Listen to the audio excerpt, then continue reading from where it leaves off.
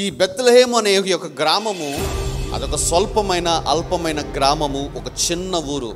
But ఆ గ్రామంలో యేసుక్రీస్తు ప్రభువారు పుట్టడంతో లేఖనం ఏమంటుందంటే, నువ్వు ఎంత మాత్రము కూడా అల్పమైన దానవు కావు అంటున్నాడు. దేవుణ్ణి చేర్చుకున్న తర్వాత, యేసుక్రీస్తుని మనము గనక మన హృదయంలో చేర్చుకున్న తర్వాత, నో మ్యాటర్ ఇదివరకు మన జీవితం ఎంత అల్పంగా ఉందో, ఎంత స్వల్పంగా ఉందో, ఎంత కొంచెముగా ఉందో నాకు తెలియదు, కానీ బట్ ఆఫ్టర్ యేసుక్రీస్తు తర్వాత నీ జీవితము ఎంత మాత్రము అల్పముగా ఉండదు. దేవుడు నిన్ను, నీ కుటుంబాన్ని పైకి లేవనెత్తుతాడు. అంతే. పాస్టర్ గారు, మరి ఎప్పుడో యేసుక్రీస్తు నా హృదయంలో చేర్చుకున్న పాస్టర్ గారు, ఇప్పటికీ అలాగే ఉన్నాం పాస్టర్. అంటే ప్రత్యక్షత లేకుండా చేర్చుకున్నాం. యేసుక్రీస్తు కేవలం పాపాల కోసం వచ్చాడు, పాపాల నుంచి విడిపించడానికే వచ్చాడని చెప్పేసి చేర్చుకున్నాం.